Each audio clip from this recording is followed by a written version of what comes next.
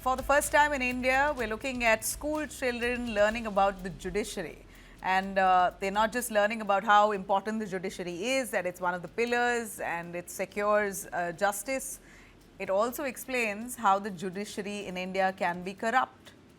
A new Class 8 social science book by the NCERT is sparking a national conversation for the first time. It tells students in India that the justice system, which is essential, is also facing some serious challenges. The new chapter, which is called The Role of the Judiciary in Our Society, does more than just explain the courts. It talks about corruption, talks about delays in cases and accountability. It explains the code of conduct for judges, internal oversight, and even mentions the CPGRAMS, the government system basically which citizens can use to file complaints.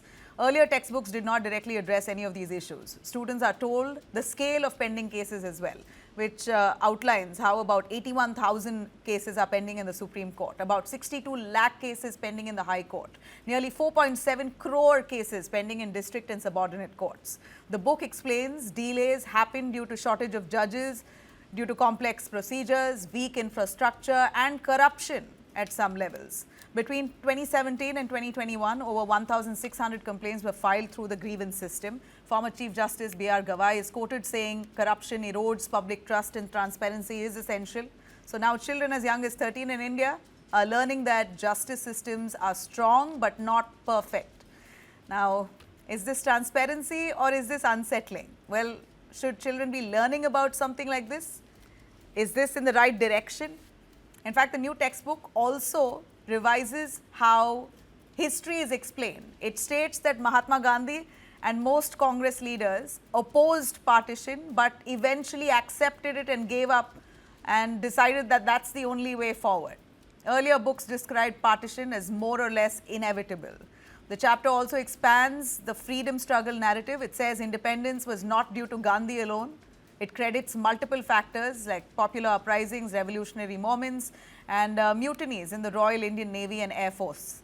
Events like Direct Action Day, Odisha's Paika rebellion also included in those chapters. Earlier books were criticized for overlooking regional uprisings.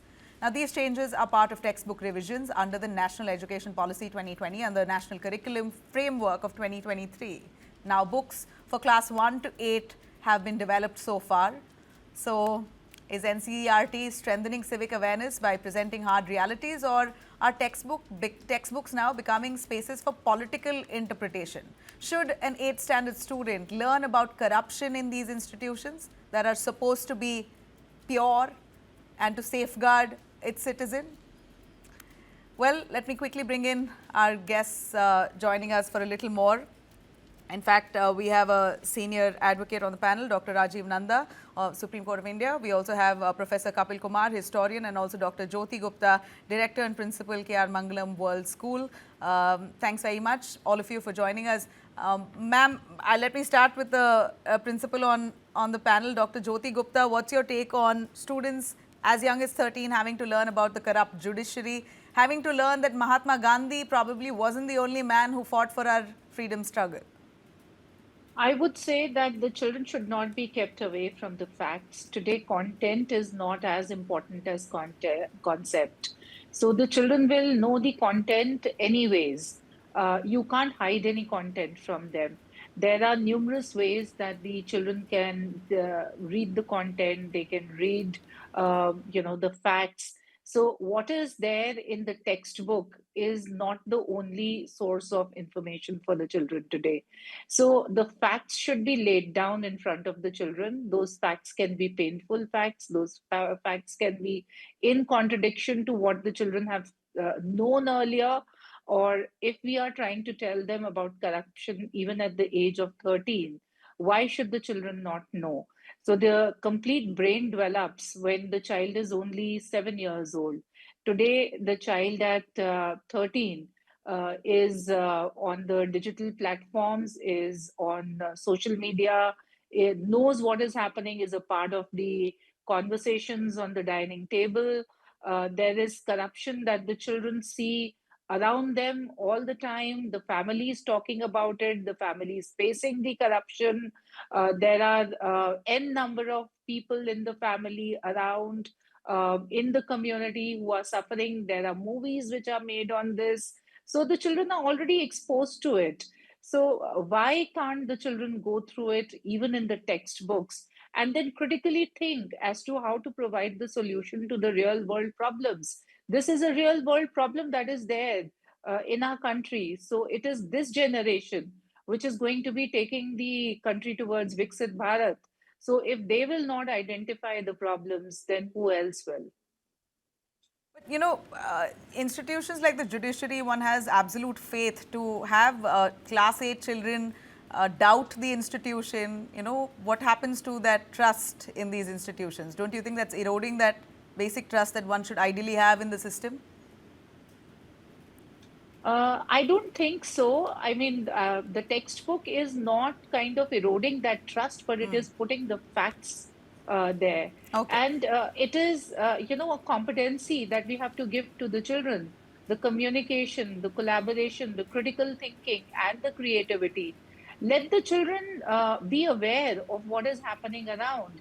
And then we should leave it to them to critically think about it and to create new knowledge out of it or to create solutions about it. So I am not averse or against the idea of telling the children, it is age appropriate, absolutely, about what is happening in the country. And it is quite comparable to the content that is transacted around the world. So whether we look at global perspectives or we look at the curriculum of the other countries, it is pretty much there, even there. So I don't think we are turning the children against this institution that is revered and that is very, very important. Okay, Professor Kapil, you wanted to comment on that. Yeah, well, I'd like to go a step further on what Jyoti has said. You see, it is not only essential to teach them, and you are raising a question that to teach that there is corruption will raise doubts about the authenticity and the jurisdiction of these institutions. Please, since 47, we have kept very high honor for them without criticizing these organizations, what went in there in these organizations of judiciary, and that is where we stand today with a total corrupt judiciary. My thing is, it is not only just the judiciary's corruption part which is to be highlighted, but because everyone knows the problem, from a lower court up to session courts, high court, Supreme Court. It is a collective responsibility to suggest and deliberate upon the measures that need to be taken. And I have a few measures to tell you if you have time for me to say on that. First thing I'll say, the judges. Now they get their salaries from public funds. It is mine and your money for which they get their salaries. So every public servant has a code of conduct. There are serious conduct rules. There are inquiry against them can be held. Disciplinary action can be taken against them. Why are the judges exempt from that? You've seen recently that judge case where crores of rupees were burnt and found and all. What has happened? Where has the case disappeared? So why no action against them? Why is not judiciary accountable? Why, if I am accountable, if I was a professor, I do something wrong in my organization, I'll be suspended, my increment can be stopped, all kind of punishments can be given to me. And I'll give you one example.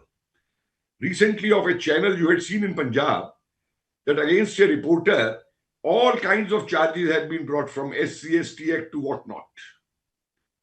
And the session court accepted those charges by the police. And it was the High Court who gave the bail and said that these charges are wrong, they were wrongly framed and the lower court was wrong. Then if a judge sitting in the lower court has given the wrong decision and flouted the law, why no disciplinary action against that law? That judge. I can understand these kind of situations. You see, what is required today, I wrote a letter, 7-page letter to the Chief Justice of India, in which I said that what is required is 4 judicial commissions for each level of judiciary, because the problems are very different. Now, my second point in this comes to a code of conduct for lawyers. Sir, with due respect on my other panelist lawyers some ethics has to be there. One, Boy goes, husband goes, he wants to divorce his wife. And he says, we can't get along.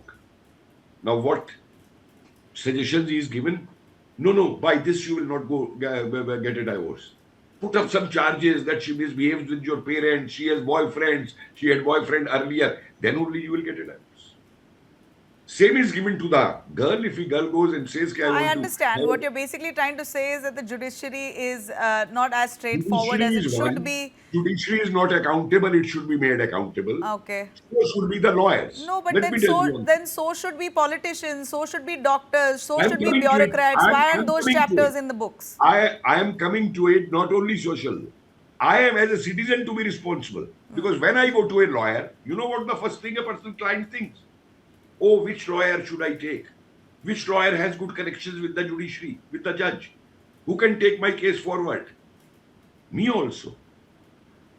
Politicians, so No, we but know. you know, they but do the giving horse up thing. hope like that, I mean, whatever injustice happens to you at whatever point, the only faith you have is that, I can go to court, I will get justice.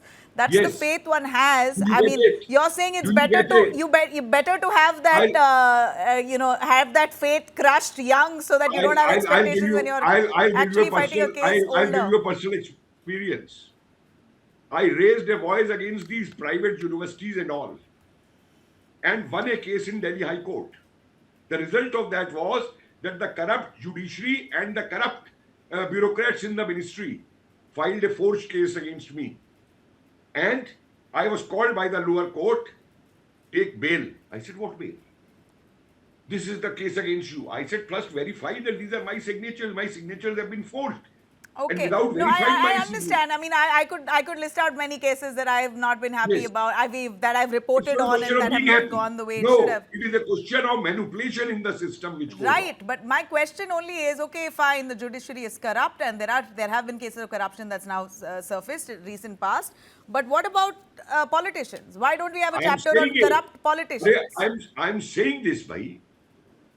It's an excess. So then my Politicians, limited point here is judiciary. this a I'm not tool? saying Is this a politicians are tool? above board. In fact, the politicians should be the first to have a code of conduct. Correct. So now that that's missing, and then you have history chapters now being rewired and reworked, do you believe Now this come is to a history tool also. politicians are using? Let me tell you on history. Please correct yourself. And I challenge any historian in this country and any politician in this country who say that on 15th August, we got independence. We got dominion status. Do you know that?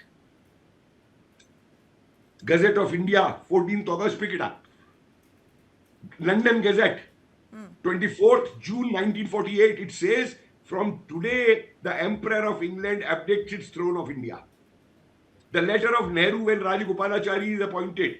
I, the President of your Dominion, Prime Minister of your Dominion, on behalf of the Cabinet of your Dominion of India, request you to permit me to appoint Rajagopalachari. If we were independent, why should we take King's permission to appoint Rajagopalachari again? I gave you 100. I was called in the Culture Ministry. What are you saying? I said, I'm not saying. These are the official documents. From last so many years, we have heard, Dedi, hame azadi bina khadak bina adhan, as you are saying, Gandhi. Did Gandhi give independence? And if there is no difference between dominion status and independence, then why did Gandhi opposed in 1928 Calcutta session when Bose wanted for complete independence to be included and Gandhi said no dominion status?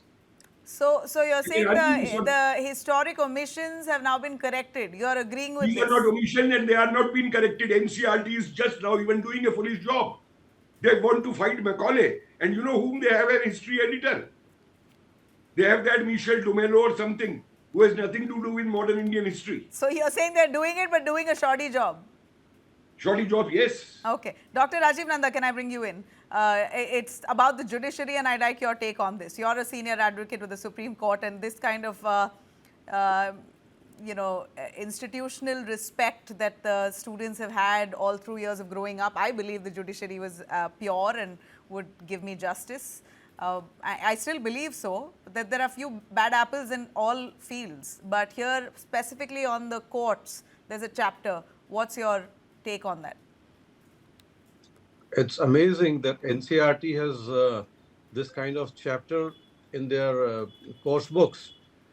I don't say that there are no black sheeps in any system, But in the Indian judicial system, let us first have some facts and then talk about it. The judges, we are crossing almost 140 crores as population. The judge population in India is 20 judges to 1 million, that is 10 lakhs. Whereas in any developed society, the least requirement is 100 judges per million, which we don't have. We don't have the judicial infrastructure.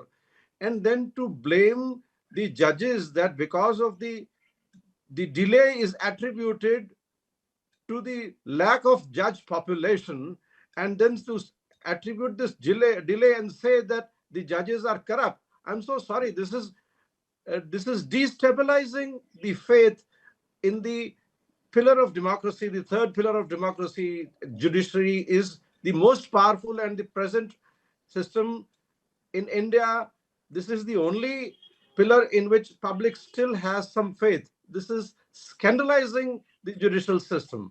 I don't agree here that the delay or pendency, long pendency, can be attributed to the corruption part of it. I am not saying that there may not be corrupt judges. There may be corrupt judges, but to directly attribute such kind of delay to them, it is unpardonable and scandalizing. Do you say this is a political tool? Do you believe this is done with intention? This is of course this is done with a political tone. This is competition between the three pillars of democracy. This is certainly, and NCRT is playing as tool in the hands of the other two, the wings. This is very unfortunate if such kind of chapters are being introduced in NCRT. Uncalled for. I'm not saying please don't educate the children. They have the right, and it is a era of internet. They have the access. Even if you don't tell them, they'll have the access. Correct. But please don't misinform them. I mean, even doctors, that's a noble profession. Doctors are corrupt. The kind of scams that come out from hospitals is baffling. Maybe every stream should have reflected in the NCRT textbook. And it is not that they don't have. The judges also have the code of conduct. It is not that the judge against whom the allegations, recent allegations are there, he has been left scot-free. Maybe there is a delay which cannot be discussed in public. There is accountability for judges also. It is not that they are with no accountability. They are with accountability. There is a judicial system within, the mechanism within. I mean, everything is not to be told as to what are the baby steps being taken to punish the corrupt judges. But there is a punishment process which takes place in every time a judicial indiscipline is found. Every incorrect decision is not corruption, mind it. It is only an application of mind to a given fact. Then and the number of cases of backlog that's been mentioned, then in that case, we'll have to keep revising these year on year. See, number of cases is not only less judicial population, but also the judicial awareness which has become grown in the 140 crores population. We have become more and more vigilant about our rights.